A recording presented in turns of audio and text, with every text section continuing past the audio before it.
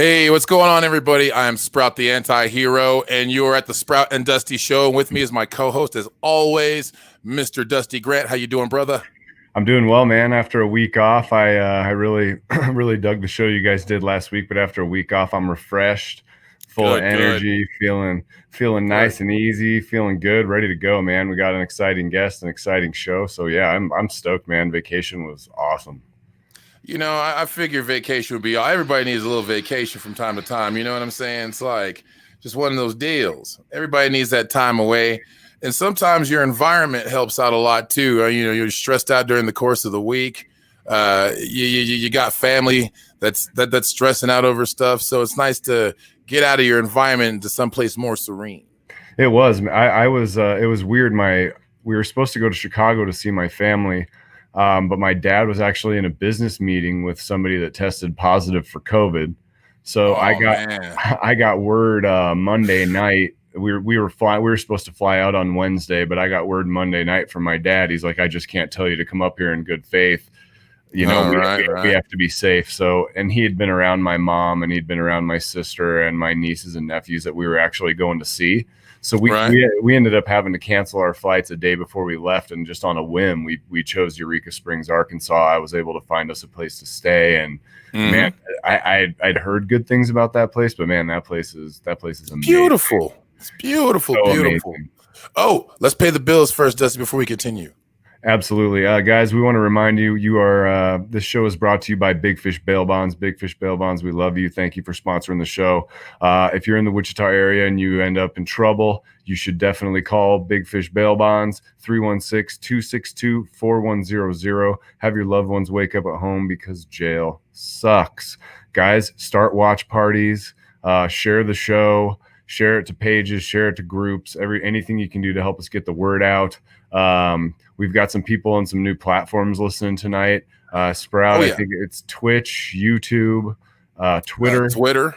Yeah, we've got this broadcast. This is a new thing where, you know, Back Home Media is stepping their game up. The show's been branching out, so we're trying to branch out. So, you know, anything you guys can do to help manifest that would be much appreciated. We're excited about tonight. We're just excited. We're excited to be here. Oh man, our guest tonight, you know, he's so badass, dude. You know, I remember being a punk kid and not really appreciating what he was writing back in the day. But now that I grew up and to be a man, I now understand what Mr. Beaudoin was trying to talk about. So later on, we'll have our guest Jedd Beaudoin on the show. Plenty to talk about there. Really well-known and respected guy among Wichita, Kansas people, you know, where I'm from, where Dusty's living right now. You know. Yeah, Jedd's awesome. He's been I've listened to him on 89.1 for a while. He was actually kind enough to do a couple features for my solo stuff, and ever since then, I've had a pretty good relationship with him. He's just a guy that he seems like he'd be a great guest because I think he's going to have a lot of interesting stuff to say. He knows absolutely. He knows a lot about a lot of music, and he's talked to and met a lot of people. So I'm sure I'm sure we're all going to get schooled tonight if we end up going that direction. Who really knows what direction we're going to go on here? But yeah, just stoked to have him on. So back to your trip. What'd you do on that thing, man? I saw some stuff on the internet. You were jumping off of bridges and hanging out, taking pictures of your kids. And, you know, I heard you were caught on some halfway nude beach with Fat Kid. I'm not sure, man. But, yeah, I know Eureka Springs is a beautiful place, man. I've been there a few times myself. It was amazing. We got there the first day and we just started walking around downtown. They were very diligent about the social distancing. Everyone was wearing masks. All the stores were very aware of that type of stuff, so it felt really safe, felt really good. That's on the main street. Man, they don't even look like Arkansas. just down from where we were staying. It almost gives you like a New Orleans vibe when you're there. That it's like this old town feel. There's a bunch of shops, boutiques, old hotels. Looks like Italy. Yeah, you know, haunted Czech Republic. Hotels. And we walked around when we first got there just because we were kind of, you know, when you drive on the road with 2 4-year-olds, it's a bit of a grind. So when we got there and we just kind of explored, got some dinner and took it easy the first night. But then we went hiking, we went around some lakes, we went around some places that there was nobody else on the lake except us. Wow. And it was just amazing. You're the only one out there. And we went out kayaking, canoeing, and then I jumped off a bridge and we went down in some caverns, and it was just these pictures that you're seeing are actually from the show. Okay. From the trip. I'm sorry. Okay. But yeah, Yeah, I got a little better at photography. We were down in the caverns. My son was scared to go down the stairs, so I was trying to carry him in one arm, and he's like 45 pounds down these stairs that were super steep, and it was just you got an extra workout, huh? Yeah, you got that upper body going. Yeah, it was a little sketchy, but man, it was amazing down there. It was just it was shocking to me that within 5 hours of where I live is a place that you can go and experience all that type of stuff, just from the culture to the scenery to everything you can possibly do. It's an awesome place, man. It couldn't have been better. You know, I think people would get a whole lot more out of life if they just enjoy leaving the rat race for just a little bit and seeing places like Eureka Springs, or, you know, anywhere you can be outside and see hills and trees and breathe fresh air. That's good for everybody, man. I think people need to do that. And camping experience. Hey, that's right. Yeah. Hanging out with Fat Kid again, I see. Yeah, Fat Kid showed up. I didn't know that he followed me on vacation, but I ended up on a new gay beach with Fat Kid. It went downhill from there. But yeah, it was a great time, man. It is good to get out. I felt, when I came back, I felt so refreshed, especially since the COVID stuff hit in March. My family's been kind of pent up, you know, and my wife's been for sure. The kids. I've at least been able to get out for work, but you know, you're just pent up in the house and you're seeing the same things every day. You get out there and you see this beautiful scenery, and it's just, man, it just really takes the edge off. It was great, man. Okay, man. You know, I had to spend some time outdoors on my vacation a few weeks back, about a month or so back, man. Definitely a life-changing experience, to say the least. Not going anywhere for a year, but work and home, you know. It was an experience, man. I got to be on the river and enjoy the fresh air. Flying insects don't bother me, you know. they don't bother me either. I get a little bit spoiled, but I mean, I'm used to sleeping in strange places anyway, so it's like I'm just used to being outside, and I love it outside. And sometimes it's kind of cool just to go out there and just walk and have, you know, time to yourself to clear your mind, man. And so much clarity happens for me while I'm out there in the woods and stuff like that. You know, you're focused on whatever it is you need to focus on. And like I said, sometimes if you can't afford to shrink, sometimes all you need to do is just go out to the woods, go on a float trip, get you a 12-pack of beer and build a fire and sit out somewhere, man. You never know. Yeah, kayaking with the boys, and then we get back to the beach. You know, you drink a couple beers and watch the kids play, and we were the only family out there on that place where we were. So it was just just a chill day for once. You know, we all got to hang out, and it wasn't like worrying about cleaning up messes, worrying about getting dirty, worried about what people are eating, what they aren't. You know, it was just, we were just all out there hanging out as a family, having fun, and it was great, man. It was good for all of us. So I came back really, really refreshed and energized. Felt felt good, and felt good all week at work. Felt good training all week. Felt good playing guitar all week. Felt good prepping for the show all week. You know, it just activity, folks. Refreshing. Everyday activity. Refreshing. Yeah. Things that you don't have to worry about too much. I don't want to forget to tell you guys, hey, if you're liking what you're seeing and hearing, start your watch parties, you know, on Facebook. Once again, thanks for tuning in on Twitch. Thanks for tuning in on YouTube. And what's that other one? Twitter. Periscope, Twitter. Periscope, yeah, all that. I guess all that stuff. These days, we're on there now. But you know, start your watch parties. Thank you guys for tuning in on all those platforms. We'd like to bring out our guest for this evening, the man I decided to shave for, and a guy I know you're going to really enjoy, Mr. Jedd Beaudoin. How you doing, brother? How you doing, man? Not bad. I went to the doctor today, and I found out that I had tendonitis in my leg. You playing football or something? Yeah, what are you doing? How do you get leg tendonitis? Yeah. He was like, hey, yeah.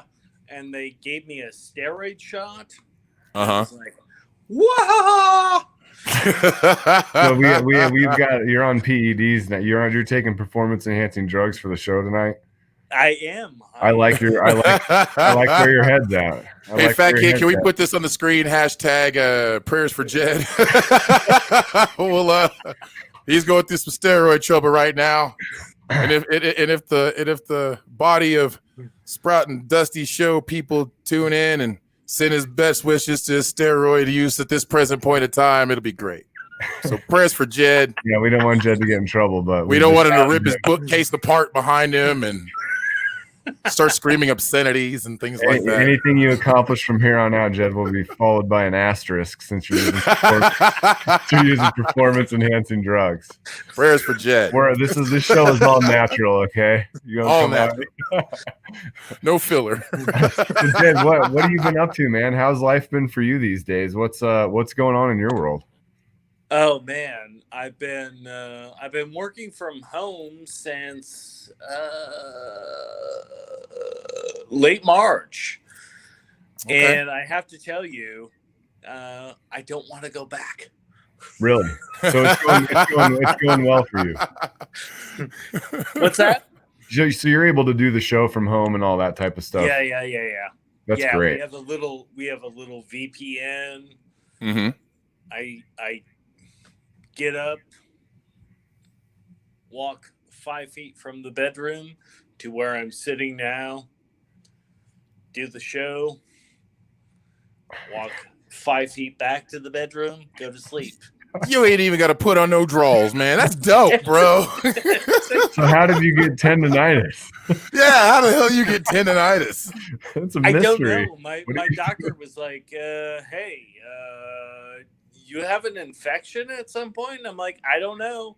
And it's like, did you have an injury? I'm like, I don't know, but it hurts. Like, apparently so. Something happened in between the 5 feet that you walked from the radio station to the bed. You might have tweaked something, and it's all gummed up now. And you got to. Hey, you might be fighting crime while you're sleepwalking. You never know. Allergy medicine does strange stuff to people, man. I've been sleeping with Benadryl. My allergies have really been bothering me, so I've been taking Benadryl before I go to bed the last couple nights to kind of help the congestion and stuff.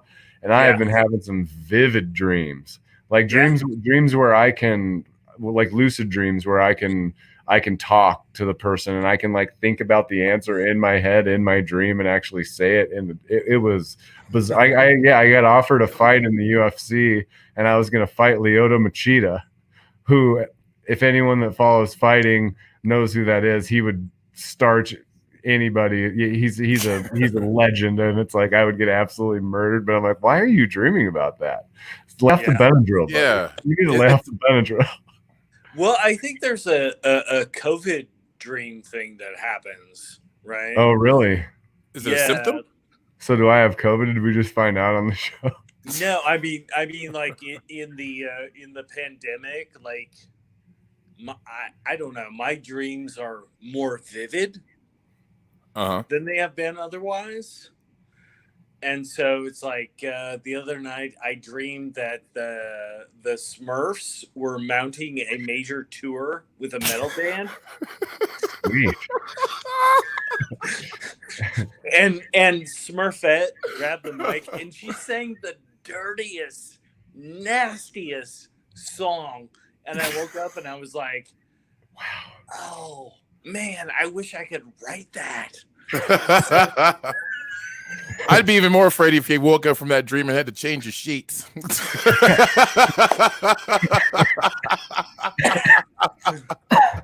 That dream sounded cool. That's the kind of weird stuff that's been going on for me though too. I think it's all related to allergy medicine, because most of the time I don't remember any dreams. My head hits the pillow, I sleep, and I wake up, and I don't remember anything. But lately, since I've been taking that stuff, man, it's given me some really weird visions. Tell our listeners a little bit about your radio show, Jedd. Okay, so let's see. I've been hosting Strange Currency since 2007. Great show, by the way. Yes. What's that? Great show, by the way. Oh, thank you. Yeah, and it's like I feel like Linda Belcher now. I'm joking. It's like it's just music I love, and so I basically just like whatever I get turned on to on a particular week or month or whatever, put it out there. So there's no like, they're not feeding you what you have to play. It's your choice of what you want to play, solely your choice to select the music that you want to play on the show. Yeah. It's like Tom Petty was talking about The Last DJ. Mm-hmm. That's kind of the idea. It's like you play what you want to play, whatever, you know. Right. That's awesome. That is that's good to have freedom. Yeah. Extremely rare these days that you hear it, that you're just hearing what the DJ wants to play. I imagine these days at most radio gigs, you're probably just playing what the program director is telling you to play and when. And you're, hey, I'm going back to this. Right. Bunch of explosions. Z98 in Phoenix. Yeah. And we've got another scorcher coming up from Bill Joel. How about this? We didn't start the fire. Yeah. You're just trying to hit the post. Yeah. That's pretty cool. So you're kind of like a radio cowboy these days. You're kind of a badass. You get to pick whatever you want to play. Yeah. You're an outlaw without all the machismo. Well, hey, Sprout, what's going on? The overly macho outlaw type. Oh my god, you're a real outlaw, brother. I mean, there are two things that happen with what we're talking about, which is that when I was a kid, weirdly, I thought I would get into radio. And so one of my best friends had a overnight radio show, and he invited me to the studio. And they were carts in those days. It would be like the equivalent of an 8-track that you would slide in, and they were color coded. And it was like, you can't play more than 3 green songs in a 15-minute window. You can't play more than 2 red songs.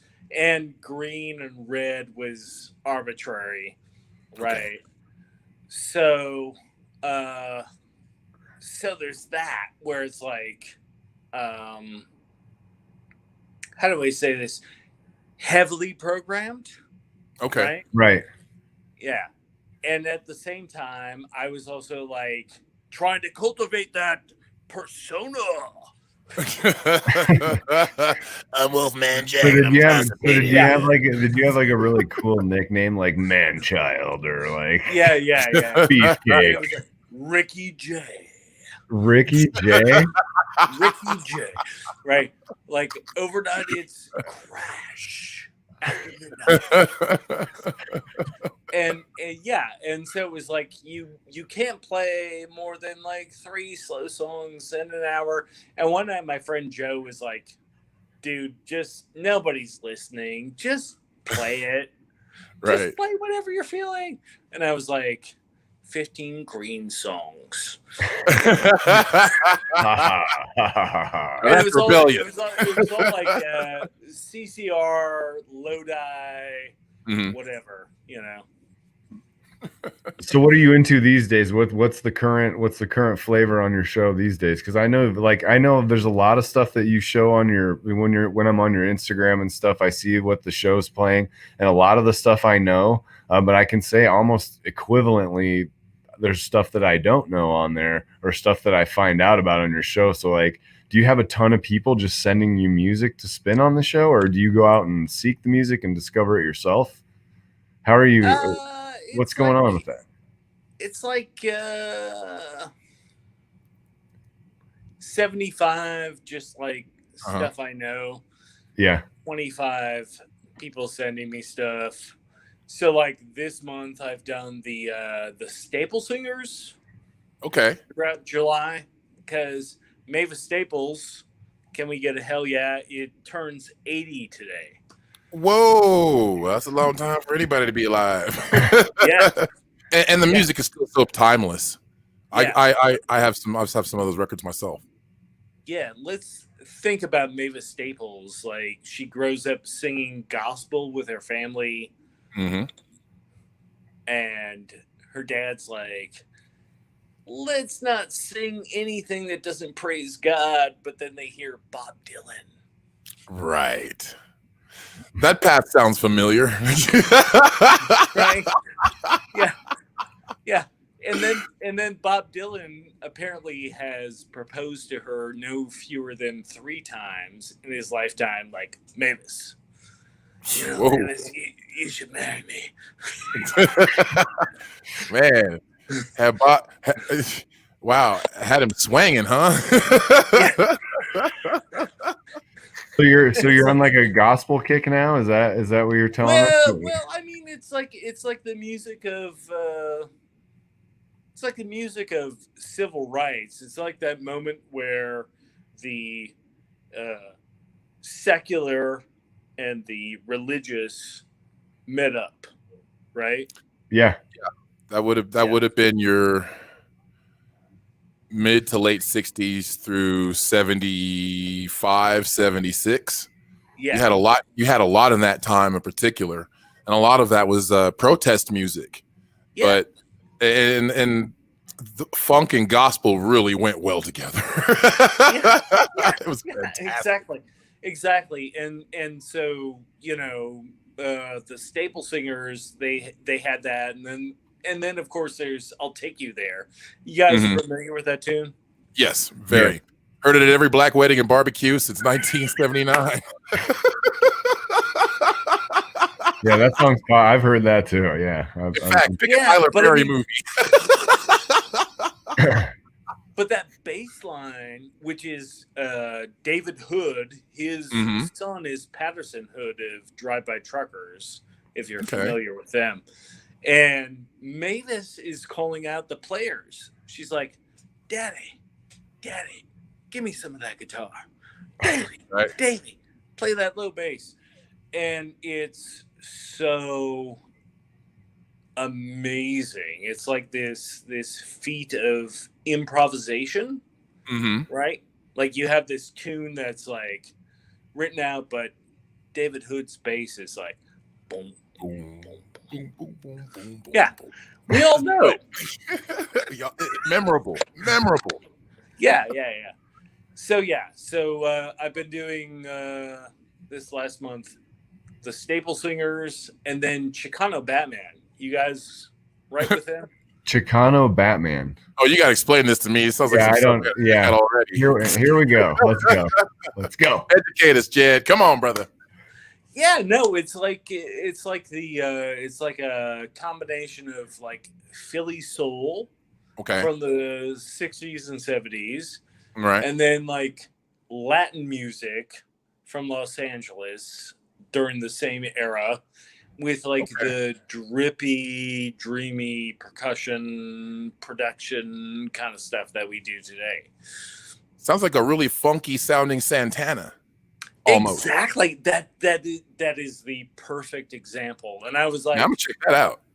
Yeah, well, I told a friend, I was like, these guys are doing what Los Lobos did in the 80s, where it's like, are you guys cool with Los Lobos? Yes. Yeah, I know Los Lobos. Yeah. You make it sound like we're angry at some personal friends, and you're just making sure to go down the list. Are you cool with them? Yeah. I mean, I don't want to get messed up or nothing for talking to you guys. Well, Chicano Batman is described as a 4-piece American band in Los Angeles, California, formed in 2008. They're composed of Eduardo Arenas, Carlos Arevalo, Bardo Martinez, and Gabriel Villa. The group's the sound draws from a mix of genres ranging from psychedelic, soul, funk, indie, prog, and rock. I'm funky Santana, yeah. You said it. It should have just said a funky Santana there. That would have been pretty. I said a lot more words than needed to be said for that. I thought maybe the Wikipedia would be better, but it turns out the Sprout and Dusty Show fucking nails it once again, folks.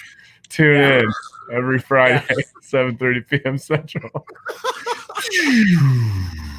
Yeah, but I mean that's Like I grew up as a kid in northern Michigan, the Upper Peninsula of Michigan, and it was like the first thing that excited me was Latin music. Okay. Where it's like the quote unquote Great White North. Where it's Yeah, like, you need something hot to listen to as cold as it is up there. yeah.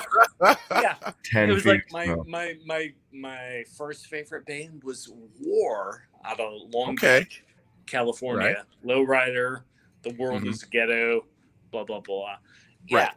And I just loved Latin music. It was like, huh.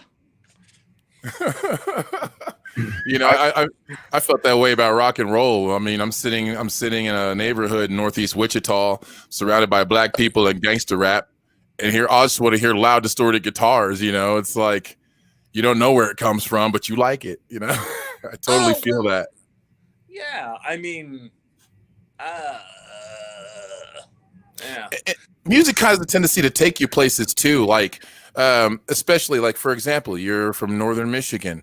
Like nothing takes you somewhere else like music. When you listen to stuff like that, Latin music, it'll put you in Guadalajara or Tijuana, or it'll put you there. Exactly. I have music, yeah. Like my wife's from Nicaragua, and when I had listened to virtually no Latin music in my entire life until I met her, and now I've become more of a fan of some of that stuff. And it makes you feel like you're hanging out at a bar on the beach in San Juan del Sur drinking a freaking Tonya. You know, you're listening to that music because you can associate it with where it is. You know, and well, go ahead. Brad. Sorry. Oh, I mean, I'm just saying, like Latin music does put me in a good mood. You know, working in kitchens for years, you get a lot of Latin people that work in the kitchens, and a lot of the music we're listening to is Latin music. And like, I just associate Latin music with good times and fun. I'm almost depressed when I hear cumbia music and there's no tacos, beer, or party around, Yeah. You're just like at the grocery store and it's playing. You're like, yeah.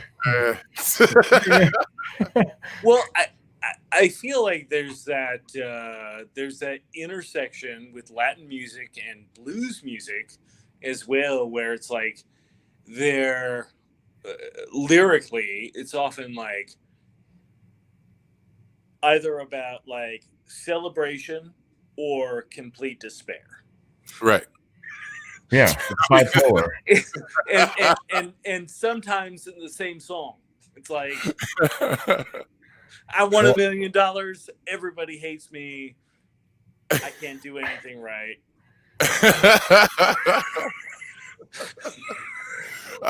There's every now and then I'll hear like a Latin tune at work, and one of the dudes that I worked with, Hector. Now Hector, he's a cool dude.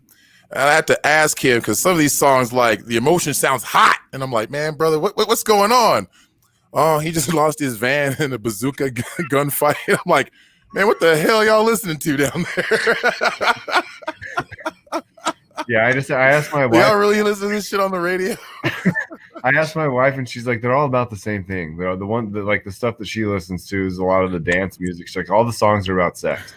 She's like, I'm he's like, he wants this girl and he wants to have sex with her. I'm like, okay, what's this song about? She's like, she wants to have sex with him. What's this one about? They're having sex. What's this one about?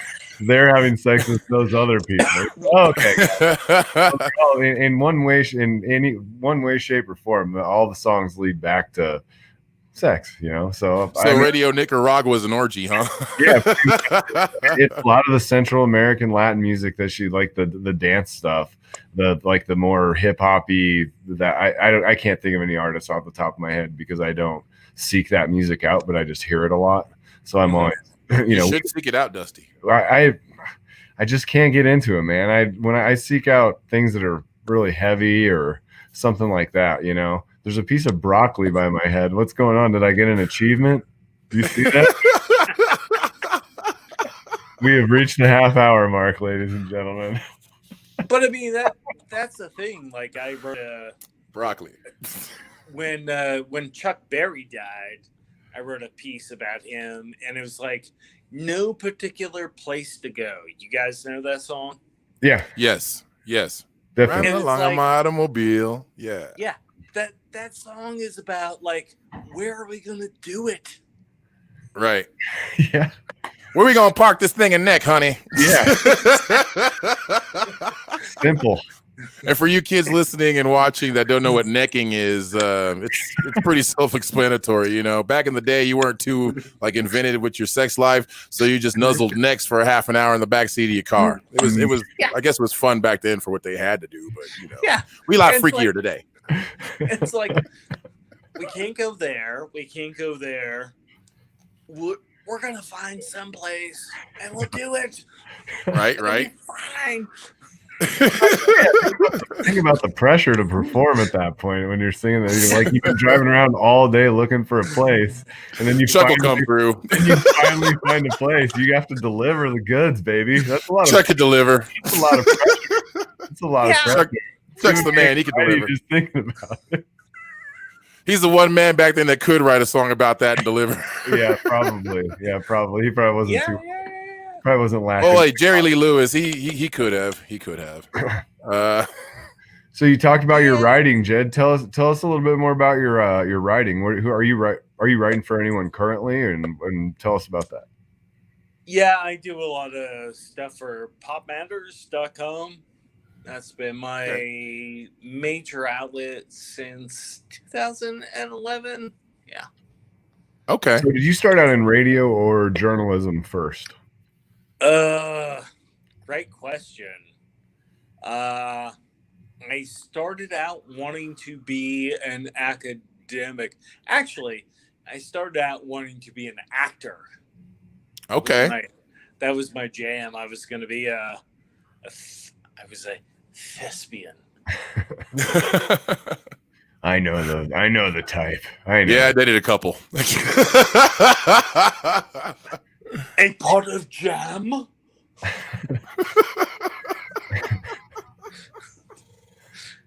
And yeah, so yeah, I did that. Got an English degree, and then at the end of my English studies, I was like, I can't write any more fiction. Fingers hurt. And oh man. And so I got a line on an early web magazine that was starting up, and decided to offer my services to that. It was called None for You, Dear, and it was run by my good friend Richard Pike. He lives in Canada once more. And he was just like, hey man, just like do what you do, man. You know, it's cool. And so I wrote a bunch of reviews, and he was like, oh my God, this is great. This is awesome. Like, yeah. And yeah, that's how it took off. So do you? That's a question. Yeah. Did you start in, the question was, did you start in radio or journalism first? It sounds like journalism started first. It sounds like you were a writer. You were an actor, then a writer, then a radio guy, now a radio guy and a writer. Is the chronology? Yeah, I mean, it's like I can't tell you where it happened. Gotcha. Like rolled into one. So in essence, you really are kind of like a Renaissance man. I mean, you know, you seem to be versed in many things to me, and I have to actually say, you're one of the reasons I got into other music. Oh, thank you. I remember being about 22 or 23 years old and reading your reviews. And I'm a big Husker Du fan. I love Bob Mould. I love Sugar, and I love all that stuff. And you wrote this article for F5 in Wichita. I want to say it was 2002 or 2003. And File Under Easy Listening by Sugar was the only Bob Mould project you didn't mention in an article. And I remember catching up with you at a coffee shop and mentioning it to you in a polite way, of course. I was like, you forgot File Under Easy Listening by Sugar. You're like, oh.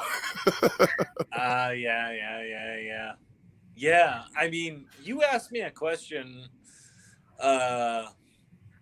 Sprout, about like how do you divide up? What was that question you asked me on Messenger about? Like, how do you decide with genre? Blah, blah, Okay. blah. So basically, what I was asking is, how do you classify things for a music review? Like, it seems like most genres, like, especially, let's use metal in particular. You can use a lot of the same things to describe metal music. What words and things could I use without being dull that could best describe a subgenre? Because there's so many of them that it's annoying to me. Right, anyway. right. Yeah. I mean, it's weird. I've never been a genre guy. Like, how do I describe this? Like, I grew up listening to Yes, Jethro Tull, but also Jackson Browne and Crosby, Stills, Nash and Young. Nash and Young. And Young. Jim Croce, right? There was just this confluence of music, and it was like, it really isn't about, like, I mean, you can also say this, like, you can say, like, play the music, not the genre. And I'm sure you guys have encountered this, where Definitely. it's like, yeah, there are guys who are like, oh yes, this is folk, so I'm going to play all the folk. I'm going to do the Travis picking. Right? Yeah, right. There's a lot of those guys out there, man. Well, a lot of those guys. And I'm going to sing about, like, man's inhumanity to lettuce, right? Yeah, sounds about right. I've played with that guy. What kind of core band would that be? I don't know. It's just, or you can get metal guys who are like, I'm just gonna sing about hate, and I'm gonna sing about how much I hate the world, and it's all gonna be like flat fives, right? I think sometimes that genre thing, like I especially when I was younger, for some reason, like when I was in my early 20s and I was just like loaded with testosterone and just a big dumb animal at that point, I was like, metal, that's all the heaviest stuff I can find, and that's it. And if it's not heavy, you're a pussy, and I hate you. And as I grew up, got a little older, I'm like, man, there's so much other good stuff out there that I could be like. I think if you get pigeonholed in one genre or something like that, you're really limiting yourself. Yeah. And I mean, that's even like, are you guys wise in the ways of Imperial Triumphant? I am not. No, I don't think so. Oh my God, those guys, like, it's like black metal. But it's not singing about burning churches. It's like singing about, like, the decay of capitalism. Right. It's more on that tip. A band kind of similar to that I really like is Deaf Heaven. Yeah. Deaf Heaven's kind of along that vein. They've got aspects of black metal and shoegaze and emo, even post-hardcore kind of stuff with these black metal vocals. There was this record, their last record they came out with is called Ordinary Corrupt Human Love or something like that. And the first song starts off with this like piano, and then you hear what sounds like Black Market Jungle Cat screaming. It's great. Fantastic. It's like don't play the genre, play the music. If in Imperial Triumphant, it's like, oh yeah, we got some jazz influences. We got some avant-garde, like John Zorn stuff happening. Go for it. Just do it. So are those guys still coming out with new stuff, or is this all from a certain era? Like, is that band still active? Yeah, they are. just released an incredible album called Alphaville today. I'm doing a little bit Okay. of research on them as we talk, and it looks like they've been around for a while. Alphaville today. It's called Alphaville. Yeah. Released today. Yep. Yeah, so shout out to Imperial Triumphant today. Congratulations on releasing your new album. You're putting out a pandemic album today. Yeah. Yeah. And it's like, do you guys like Voivod? Oh, I love Voivod, man. That's really old school Canadian thrash. Is it Canadian? Yeah. Okay, yeah. From Quebec. And there's an entire concept about the music. But at the same time, like they entered a commercial phase where they're like, oh yeah, we'll cover Pink Floyd. We gotta pay the bill somehow. Yeah. No worries. It seems like every band that makes it to a certain point has to make that choice, whether to keep true to what they want to do or to lighten things up, you know? When I was younger and I saw Metallica got haircuts, the haircuts didn't bother me. It was the music. And I appreciate load and reload and all that stuff now. I really do. Yeah. But back then it was just like, well, now what are they? Because I was just ingrained in my head that, in music, you have to be something, you know, when you can really be anything in music. Yeah. So do you believe it was them that made the choice to do that? Or do you believe that it was a label pushing them to try to be more modern for whatever was going on at that time? I mean, I know there's both sides of the story, but like, what do you guys believe? Do you believe that was their choice to just hit that phase? Because then it seemed like after they made those couple records, they went back to making more heavy progressive stuff. Like, what do you guys attribute those two records that are completely out of sync with everything else they released? What do you guys attribute that to? You know what I'm gonna say, Dusty, is that like James was coming over to my house when I was a kid playing tennis. And when I left Denmark, I was the first kid on my block. When I got to LA, I was number 10 on my block. Oh man! Like, well, damn it, Lars. Jeez, Dusty, I think you control when you're on the mic. I think you control when you're on the guitar. Man, Lars gets such a bad time. I know, man. That bad. I mean, he should be punished for saying anger, obviously, because the snare sound on that recording was obviously it's great. It was horrible. But like, man, why does Lars catch so much heat? What did he? Is he that big of a prick, or like does anybody like? What's the deal? Why does everyone hate Lars so much? No, I don't hate him. No, I don't hate him either. I don't either. And I think the thing that Metallica fans miss out on is that those guys were even if you listen to Kill 'Em All, they were pushing the envelope. Like you have a fucking bass player playing through a wah-wah. Yeah, it's different. Like this super outside of a funk band, like, yeah. Like, we just got. I'm gonna play lead bass. Right. He was a whole other animal. We just got a comment that said from Caroline, Lars is a penis butt. I'm not exactly sure what that is, but it sounds gross. No, I mean, I think the man has actually done. I think he did more to elevate heavy music, than possibly anyone, because he used his platform to say like, check out Raven, check out Motorhead, check out these bands, check out Sweet Savage.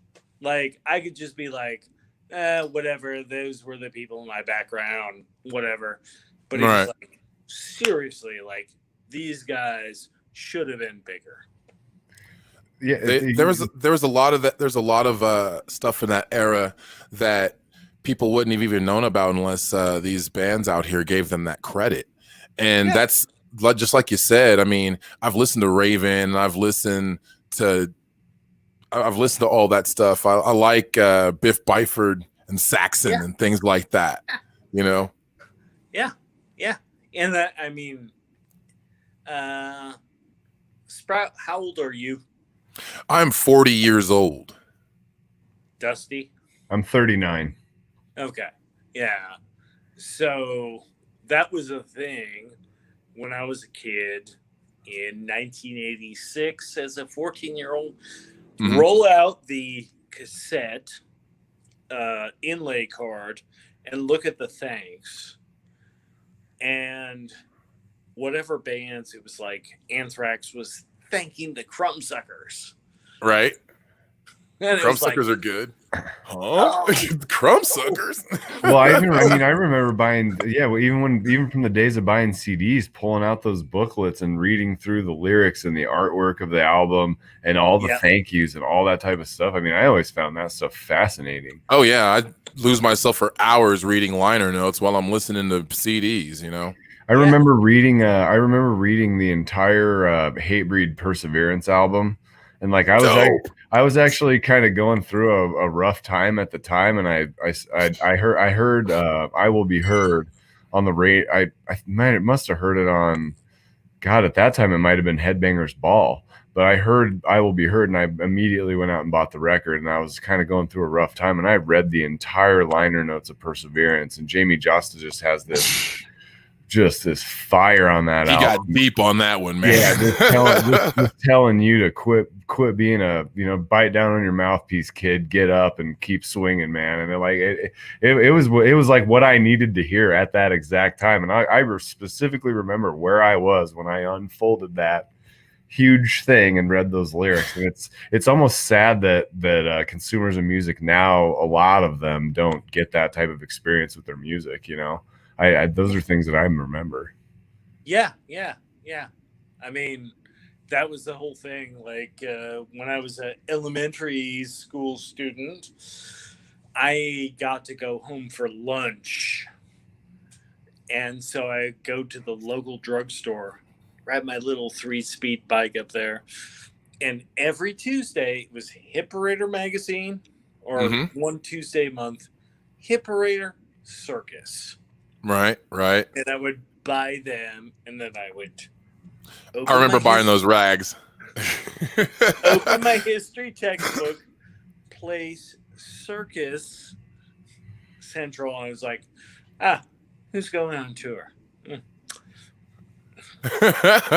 Nice. Oh, shit. Wasp has a new record. Oh my god! Wasp is dope, man. It's just not the same. It's just not the same going to a website, is it? Right. I mean, there are some websites that are super immersive, and when I go to those websites, I'm just like, wow, this is great. This is a great way to get a feeling of how this artist is, or whatever, to get a feeling. But Dusty, look at it this way too, in terms of those particular publications and rags he's talking about. He got to see a good era of Circus in Hit Parader. Definitely. We got the new metal version of. Yeah, we did. Not that I disliked that stuff, because a lot of that stuff was cool to me, no problem. But it was just a different era when you were reading it, Jedd. I mean, everybody that's on that list that you were mentioning now is now legends because of all that. But what do you? I mean, it's just not the same when you have to go to a website and read content and things like that sometimes. But I do miss those old like metal edge, metal maniacs. I missed those rags, man, and they just couldn't afford to keep going. Yeah. And now you got Loudwire and those websites, and it's just canned publicists, labels handing you new bands and all this type of or do you feel like there are some websites out there that aren't that way? Because I know a lot of the bigger websites that I try to go to, like for not even just metal, but country music, any kind of music, some of the websites seem to be very catering towards like what's popular on the radio, and then you have these other more obscure ones. I don't know. Loudwire seems to me to have a lot of the popular stuff on it at the time, that kind of thing. And I know they all have their own different platforms, but it's not the same. It's not the same as picking up a magazine, man. It's not the same as being able to take that picture out of there and put it on your bedroom wall because that's your favorite guitar player. Those are the things that I remembered. Wanting to be that guy in the magazine, man. It was so cool. Yeah, I mean, I don't know. Like, I think about Rolling Stone. Mm-hmm. And who wound up on the cover of Rolling Stone? It was always the it bands or MTV. It was like the controversial ones. Right. And the most memorable. Go ahead. The most memorable Rolling Stone cover I remember was Ice-T in a LAPD uniform. oh my God! I'll never forget that one. that was like, but yeah. I mean, on a certain level, it's always been that way. Mm-hmm. And then there were the difference is that at a point in time there were underground mags that could expose you to something. Right. So Rolling Stone was, when I was a kid, it was like where you went to find out about like Pink Floyd. Right. Yeah. Huge bands. Yeah. Like Guns N' Roses. And then there was like Metal Edge. Metal Edge was good. I liked it. Where it was like, here's Tough, Poison, Warrant, blah, blah, blah. Right. And then there was Hit Parader, which they always did. They always had this section of like reviews of bands that you would not otherwise engage with, So it's like, it's always been there. And it continues to be. It's even happening on. It's even happening on streaming platforms. Yeah, like Spotify. The people that are getting on the playlists are getting greased by the record labels and saying, "Hey, if you want the new single from Korn, you have to take the new single from XYZ band here." Okay, so how does an independent artist these days break through that? In your opinion, you see a lot of independent bands, and you see what me and Sprout are doing. You see tons and tons of that stuff. How does a guy break through the freaking noise when you're at our level? In your opinion, from your perspective? Yeah, I mean, a lot of that comes down to live shows. A lot of that comes down to word of mouth. I think that's always been the same. Mm-hmm. Like I think about, am I getting too deep into Lars mode here? No, not at all. I told people Lars was coming on tonight, so we'd get viewers. It's all about the live show, It's like when he and James was sitting in a bedroom in Norwalk, California. It just seems like no matter how many live shows you play, if you I'm too high for that impression. If you don't know a guy that knows a guy, it's pretty hard to break through that thing. Or if you don't have some ridiculous budget. For me, I've scoured the earth to try to find ways to market my music, and I've diligently pushed and pushed and pushed and pushed to do it, and I've had some success. But I'm not having near the success I would have if I knew one guy that could put me on one freaking playlist. You know what I mean? And how do these guys get on them shits? Yeah, they're getting paid. No. I mean, that's the thing that I was talking to a friend of mine about Jay Giles' band. You guys input Jay Giles? Yeah. Yes. Yeah. Those guys were from Boston. Guess where their biggest market was? Europe.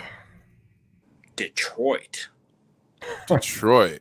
Well, it does have that working class sound. Yeah. Somehow, these guys from Boston sauntered into Detroit, where you have MC5, nobody knows. Iggy and the Stooges from Ann Arbor, nobody knows. And these guys come in. Kiss too. It's like they just happen to be in the right place at the right time. And it's like, oh my God, Jay Giles band? That's the voice of Detroit. They're from Boston. Wow.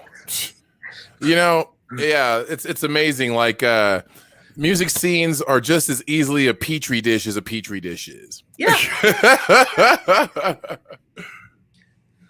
Well, so I mean, Sprout, like when I saw you down on, oh my God, what was that place on South Broadway?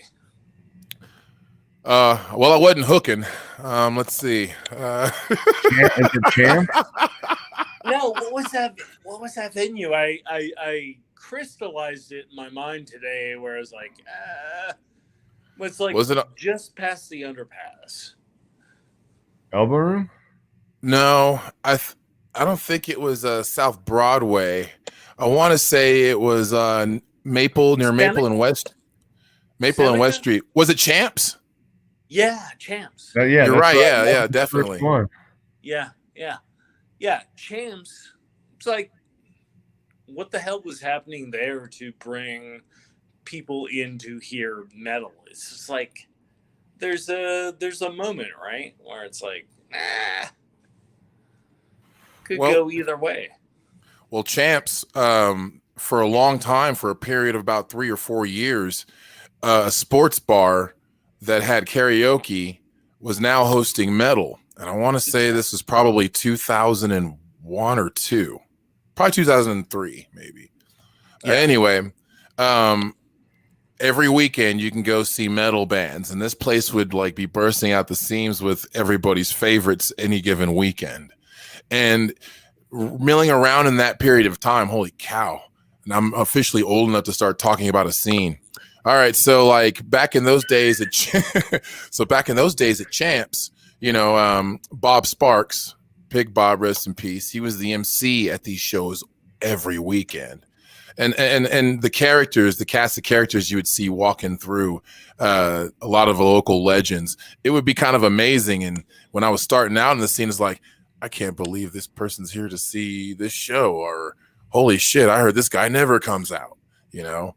But it was kind of a who's who back in those days, and what people were doing. We were really at that point in time in Wichita music history, and particularly in metal, we were trying to out heavy each other a lot back then. Is the song good? No, but it's heavy. Yeah, it's heavier than theirs. Yeah. But I think a lot of that was like, think about Bob, right? Mm-hmm. Somehow he drew people to Wichita. Like, oh yeah, he did. Remember the game? Yes. Man, I've had so many times in that place, man. So many memorable shows. Like Bob was a part of those shows too. He'd always there might be a touring band. Dog Fashion Disco would be regular visitors, and they play out at the game. I remember seeing All That Remains and Prong out there, and Bob and Mark Good, they were pretty much, you know, running those shows and working those things. And he was able to get local bands involved and to actually get them the experience of seeing how professionals work and how they act and how they live. And, you know, that was really cool. I guess my favorite Mark Good show was well, it was supposed to have been Lacuna Coil, Devil Driver, and Super Joint Ritual.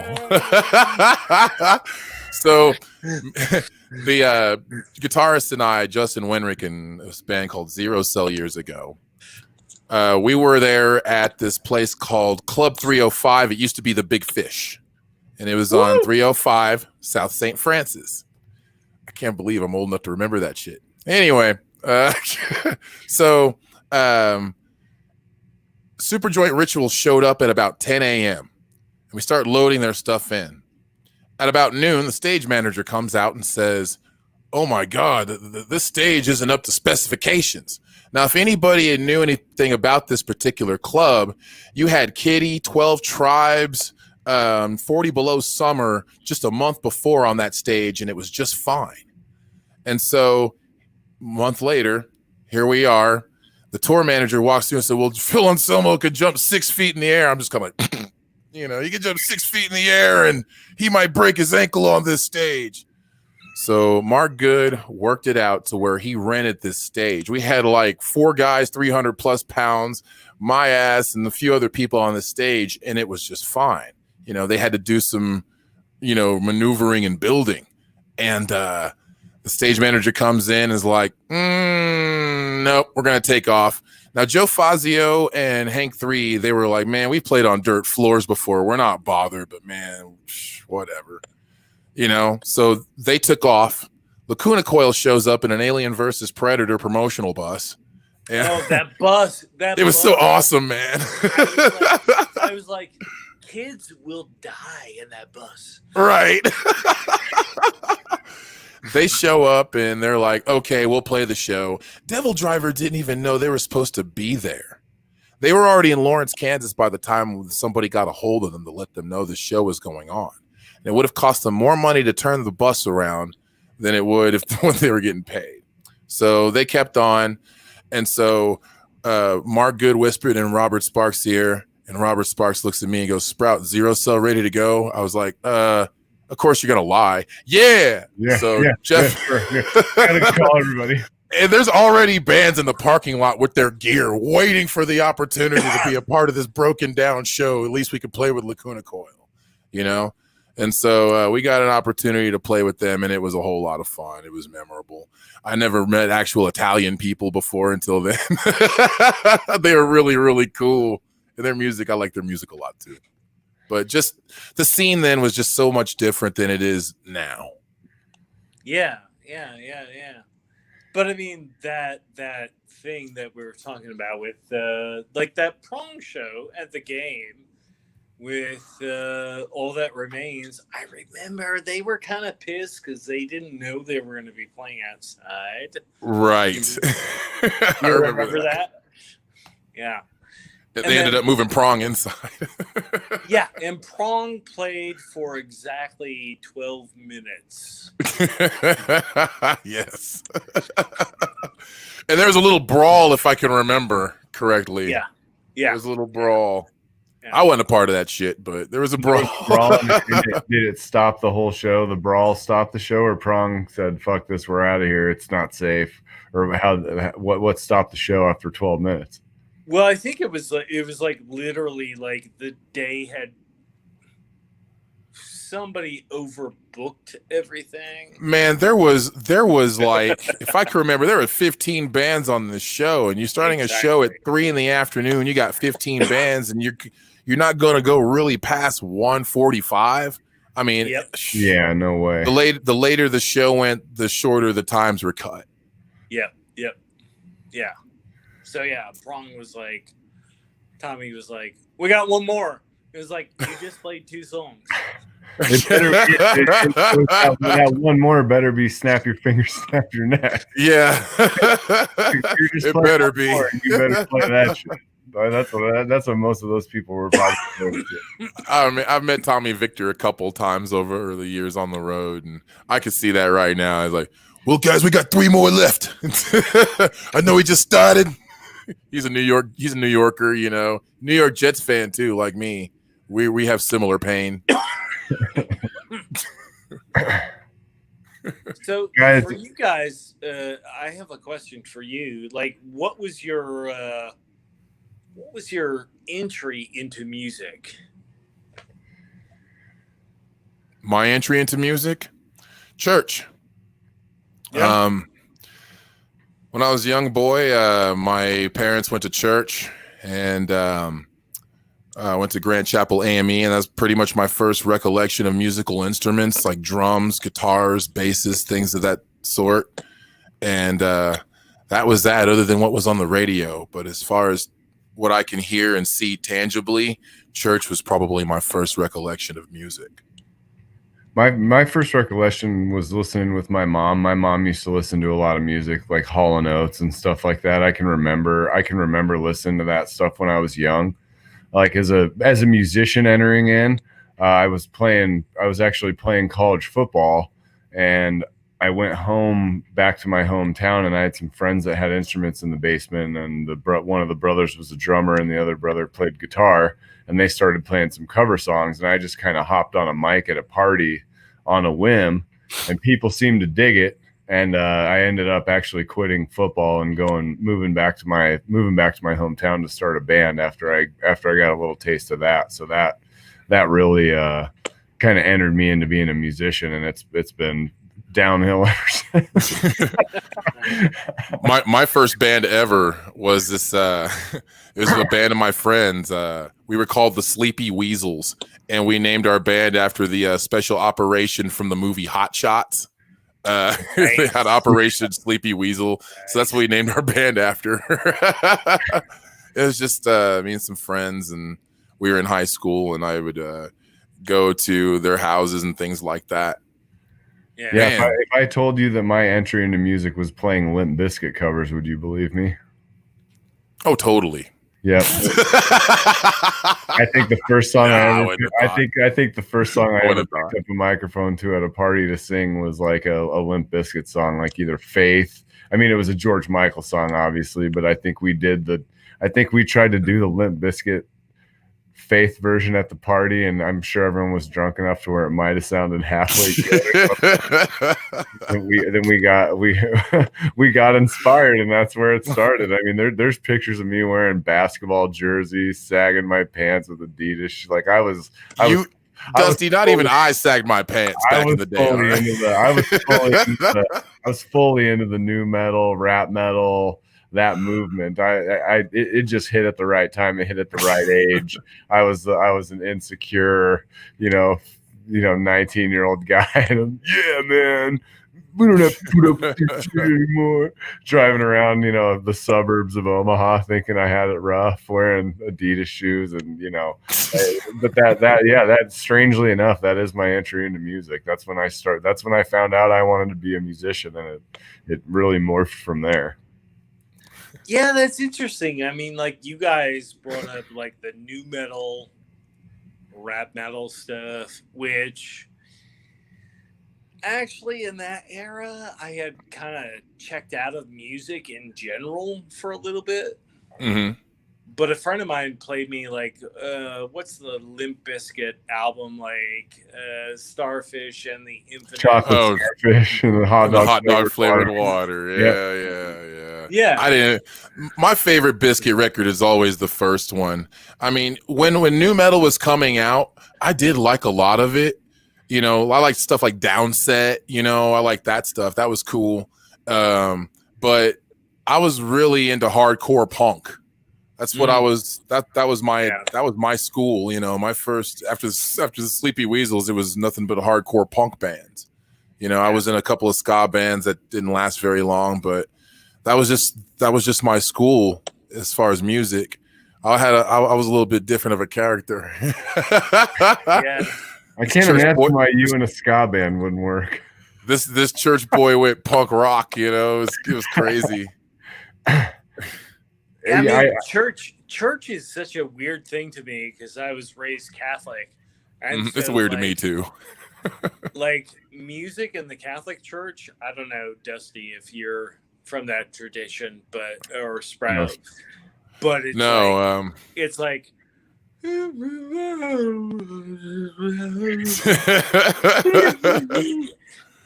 It's so like I would go submissive chanting. Yeah, I would go to church with like Lutheran friends or Baptist friends. It's like, you know what? I was that one brother that could go to a black church and still manage to fall asleep. So he's like, "How do you go to a black church and take a nap?" Like, shit, it's easy. If you're already used to getting screaming and yelled at, I mean, you're in, man. I don't even hear it. You don't even hear it, man. You don't hear it. You don't hear It's that like shit. it's like if church were like the church at the beginning of the Blues Brothers, where James Brown is the Reverend. Yeah, I'm in then. Oh yeah. I remember watching that. I'm like, why isn't my church like that? And I would like fantasize about like the altar boys when I had to go to church with my parents. Like the altar boys suddenly like doing backflips from one side to the other of the altar. You know, it's funny because like I always had this like theory: the better the perm, the crazier the preaching. That's what I thought. Growing up in black churches, it's kind of like, well, you know. Perm. That is a bold move. You know, if you're a guy and you go for the perm, that is a bold statement. Look, okay, so of course perms is different depending upon your ethnicity. So, like when black people get a perm, that shit straightens out. It lays down, you know. Just make sure, you know, you got a good moisturizer, you know, keep that stuff soft, you know. It ain't gonna like swing like a white person, but you know, it can still be soft, you know. Make black girls mad. Some of them bald headed. You got this nice long perm. I'm mad at you. Well, white people get a perm. It just makes their stuff kind of frizzy and froey and stuff like that. I mean, it'll look good on some people, you know, but you know, different strokes. I don't comb my head, so what the fuck am I gonna say? I think you should. I think you should grow, dude. Honestly, I feel like you should grow it out and get like a, you know, like the Method Man. What? Did you ever watch that show? Vampire in Brooklyn? No, I'm not doing that shit. Come on. Oh hell no! I think you would. I think you would look sweet. There it is. Oh. Jed's out of witness. Jed's out of witness protection. He's out of. He beat his case, y'all. He is out of witness protection. Oh